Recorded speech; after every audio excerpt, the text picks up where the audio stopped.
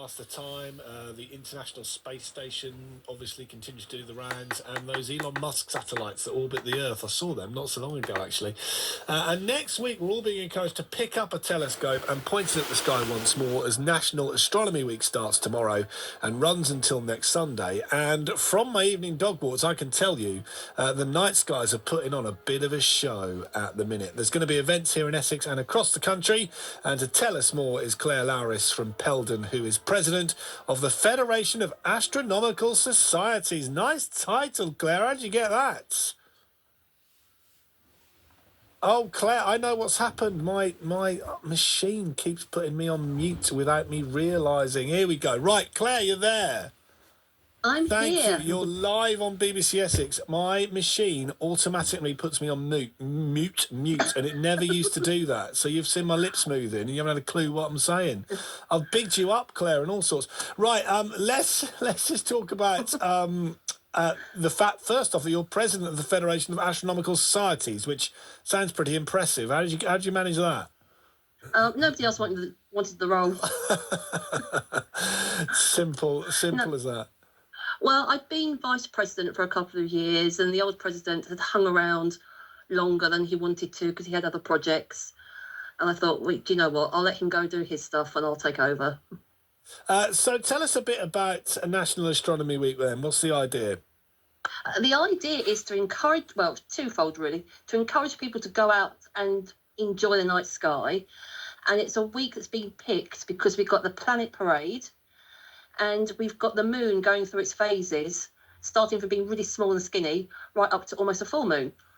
And the moon's going to be a really useful reference point to help people find the planets.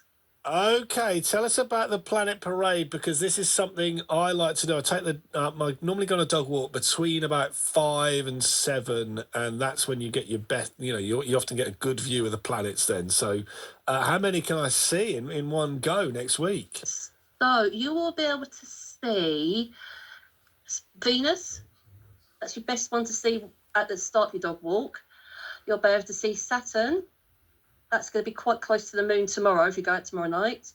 You can also see with the naked eye Jupiter and Mars. You can't see Mercury with the naked eye because it's too close to the sun. You can't see Neptune or Uranus, but you can see them through telescopes this week. Oh, wow. Is that unusual to be able to see Neptune and Uranus through even a telescope?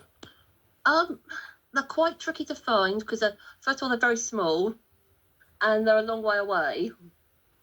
So they're quite dim. But this week, they're all on the same side of the sun, so they're all around together. That doesn't happen very often. And what about seeing the 4 planets in one? How often can you do that? I think the last time you could see all 4 of the bright ones was about 40 years ago. However, this year is a really good year for seeing all the planets. So there's a couple of occasions later in the year. One's in August. If people can stay up late, because obviously it doesn't get dark until later. So this is a really, really good year for astronomy.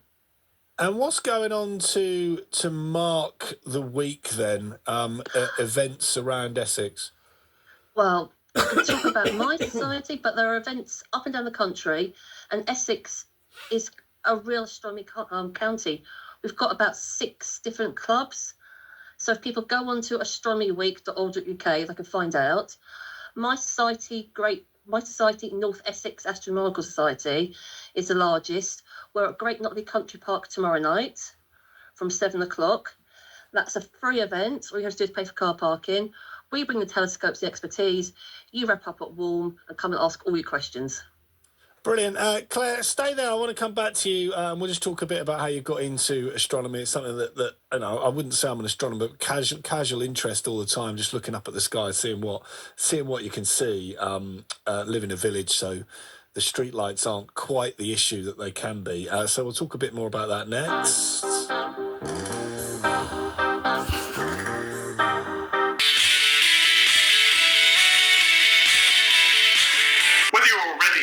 Astronomer, a casual watcher of the skies, or somebody who doesn't know one end of a telescope from the other, National Astronomy Week is for you, running from the 1st to the 9th of February.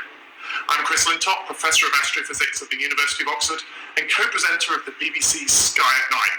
I'll be out under the lovely clear skies that we have in Oxford, but wherever you are, there are events running during the week.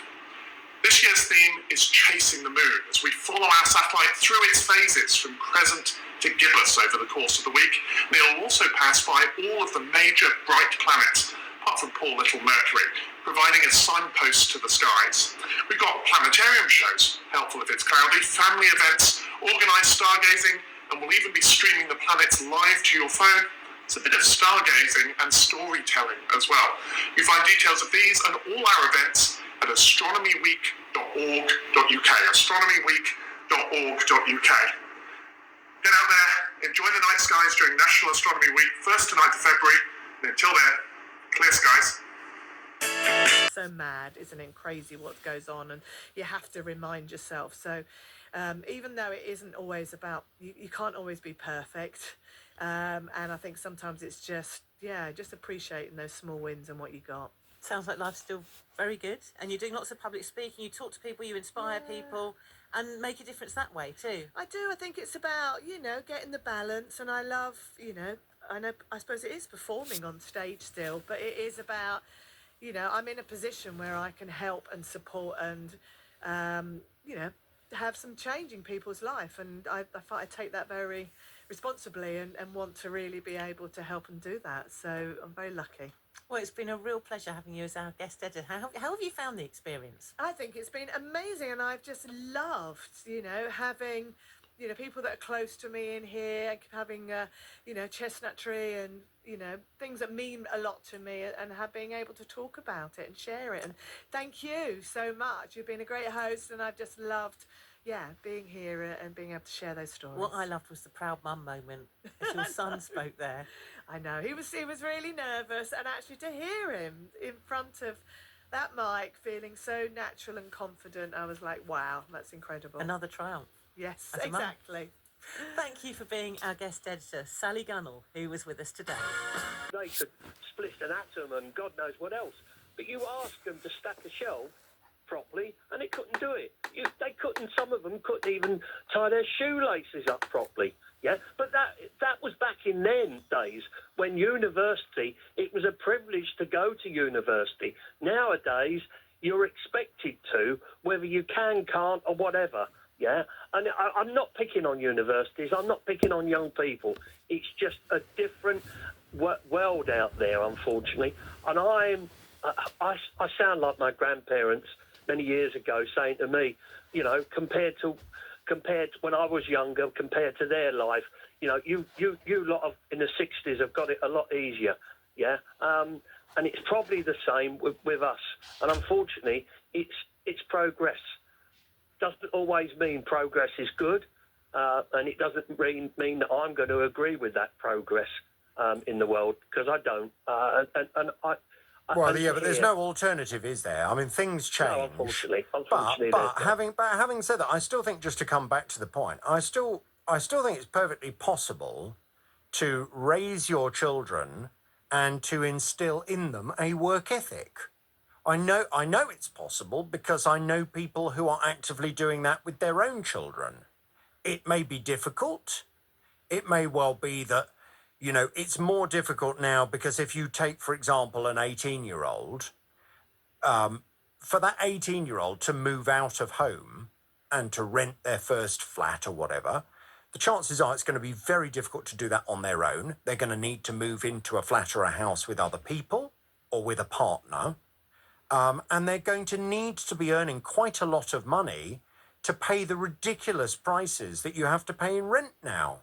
My first flat was £600 a month. Now, good luck trying to find a property for £600 a month. It's going to cost you a blooming fortune. So, I can understand from young people's perspective, maybe the ability to actually achieve independence and therefore to motivate themselves to want to work because then it's attainable, maybe that's just become too difficult. Right, I'll just pick on one thing. What you've just said, and this is the issue, is this, or one of the issues is, you said it cost you £600 a month for renting a flat, yeah? That was my first flat, yeah. Back in 18 frozen to death or whenever. It was 2000, what would that have been, about 2003? 2003, yeah? Okay. So when I first started work as a plumber, I was an apprentice and I was on £4, 10 shillings and 11 pence halfpenny for a week. And I had to stay on that wage for 18 months. And that was in 1966. Okay, so, but in 1966, you could go and buy a pint for tuppence or threepence or whatever it was, yeah? Rents were shillings a week, not even pounds. So you've got to realise, not you, you've got to take into consideration that the wages were lower, but the outgoings were lower. They were correspondingly there or thereabouts. So £1,000 in, say, 66 is probably worth £10,000 now in what you could use it for. And you see that. It keeps coming up in surveys, you know. And I just hate it when you get people come on and they do what the last guy said, you know, and that's wrong. That's wrong. And it should be rightalised. Arthur, thank you very much. Melissa in Milton Keynes. Hello, Melissa. Hi, Jonathan. Do you think Britons need a better work ethic? Yeah, absolutely. Absolutely. I think it's shocking. It really is. Take it from somebody who's trying to employ younger people, and I'm just finding it impossible. Because, I mean, one of them was like, I wouldn't get out of bed for less than £20 an hour. £20 an hour, you're 18. Like, what do they expect? I mean, when I was young, you could go on the YST or YTS, was it, or something, and you'd earn something like a few pounds an hour, but you had to start at the bottom to work your way up. And these young ones just don't want to start at the bottom. They don't believe in starting at the bottom and working your way up. It's all Where's about, that come from? You know, I don't know. Is it because even now, whenever I ask my son, like, what are you going to do? What are you going to do? I want to be an influencer. You know, is it from that? Is it because social media portrays that you can quite easily become one of these famous TikTokers or whatever and earn loads of money? And even if you do, why is nobody telling these poor children that that's a flash in the pan and, you know, maybe you are famous for a year or two, but 5 years' time, you're going to be working at McDonald's? Like, why does nobody tell them that? It's really bizarre the way they think. I really don't understand. And is that just because the parents aren't bothering to put a work ethic there and, you know, they haven't bothered themselves, and as a generation it just gets worse and worse every time? Well, I think it's perfectly fair and reasonable to say that there are probably now a lot of expectations that younger people have, not through any fault of their own, but through the world that they grow up in. When you look at social media and you look at, you know, Instagram and TikTok and all these people on there showing these amazing kind of celebrity-like lives that they're living, you can understand why a lot of young people are kind of growing up thinking, well, that just kind of happens. And if I just post some videos on Instagram or some photos of me pouting on Instagram, that will happen to me. I'll be driving around in a Range Rover and covered in bling. So, you know, maybe that's not, we shouldn't be too hard on young people that is what some of them are growing up thinking, because that is just the world they're living in. But then surely it's incumbent on the adults around them, the parents, the grandparents, the aunties, the uncles, all of those people that live in the real world, to be saying, you know, that is not the real world. And actually, for the vast majority of us, we have to go and start at the bottom somewhere, you know, and work your way up in a company, acquire loads of experience, acquire loads of knowledge of how a business works. And that's the way that ultimately you then put yourself in a position where you get a job that pays you a bit more. That's when you get your job that pays you 20 quid an hour.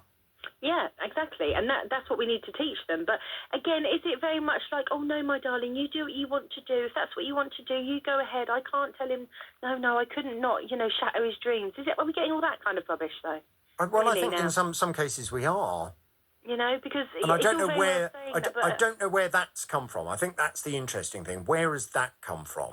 Yeah, because that seems to have just kind of come from nowhere, hasn't it? Like, we don't want to upset our children anymore. And has it started because we can't smack them anymore? Is it started because we can't discipline them anymore? Now we can't shatter their dreams? You know, what do you mean? I mean, if, you know, my mum shattered my dream, told me I wasn't going to be a ballet dancer because I was always fat. shattered my dream straight away. She was like, don't be stupid, you're too fat to do that. And then just moved on, you know. Are you and a I'm fine. parent? I am a parent, yes. So are you doing anything to instill a work ethic in your children? Oh, yes, 100%, definitely. All the time I do, both of them. What?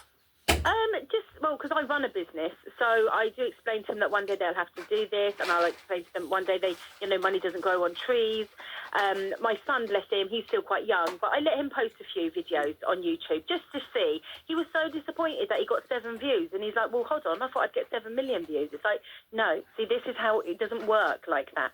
So he kind of saw for himself, and I let him see for himself that doesn't always work, because they do think that you just post one video and you become famous.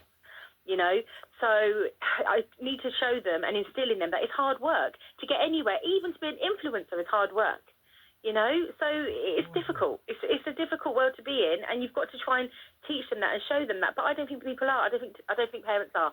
I think parents are just letting them do what they want, and you know, oh no, if he wants to be an astronaut, let him be an astronaut.